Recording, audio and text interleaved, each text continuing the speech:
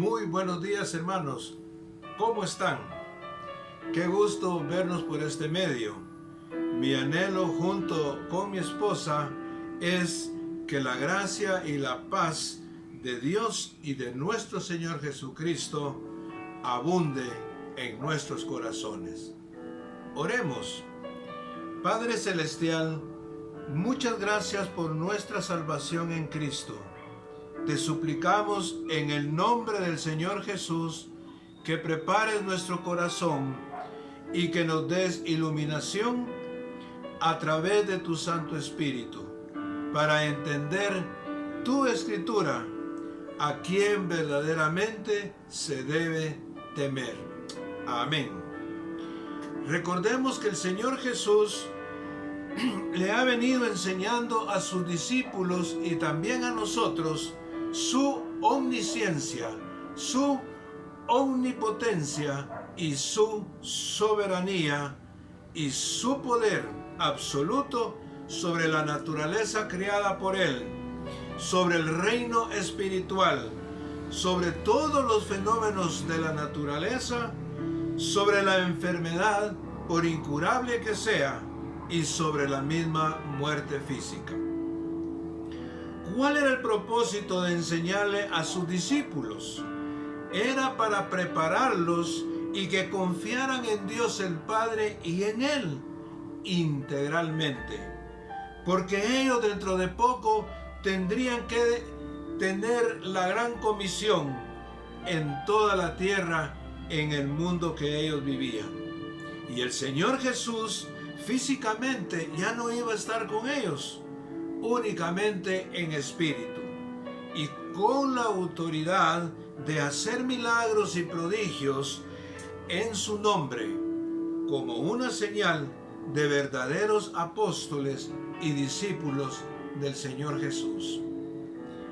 ¿Cómo enviaría el Señor Jesús a sus apóstoles a realizar la gran comisión? En Mateo capítulo 10, del verso 16 al 26, es el contexto inmediato de la primera frase del versículo 26, donde vamos a iniciar dentro de un momentito nuestro estudio. Este contexto dice así: yo os envío como ovejas en medio de lobos. Los perseguirán de ciudad en ciudad. El hermano entregará a la muerte al hermano, y el padre al hijo, y los hijos se levantarán contra los padres y los harán morir.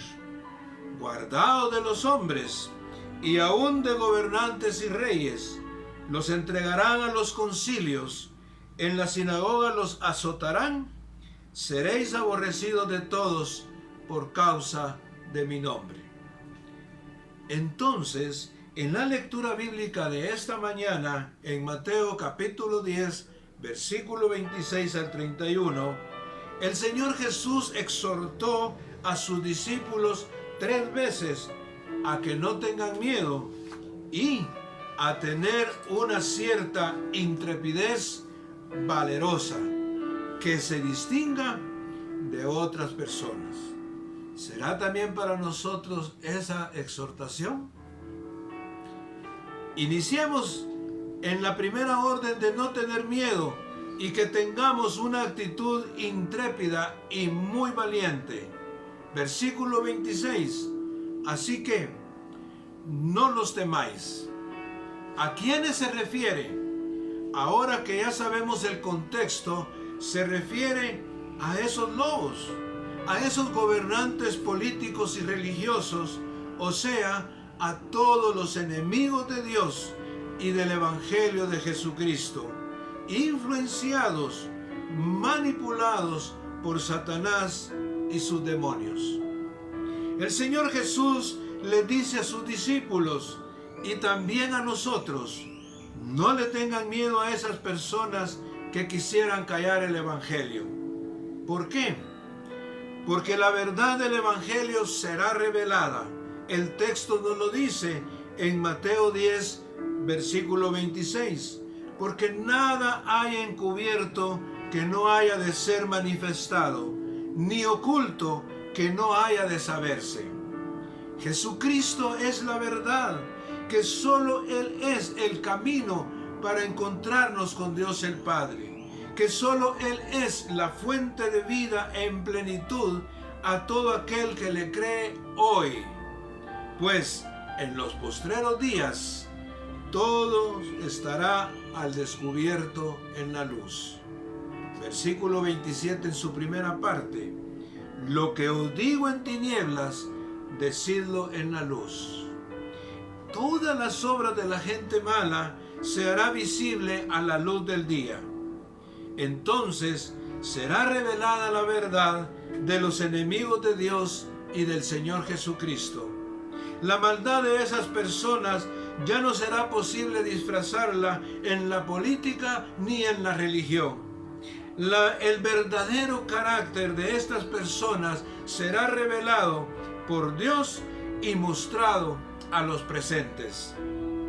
Todos los planes perversos de la gente mala sobre los hijos de Dios serán quitados en el día del Señor Jesús y los pondrá en su lugar que merecen.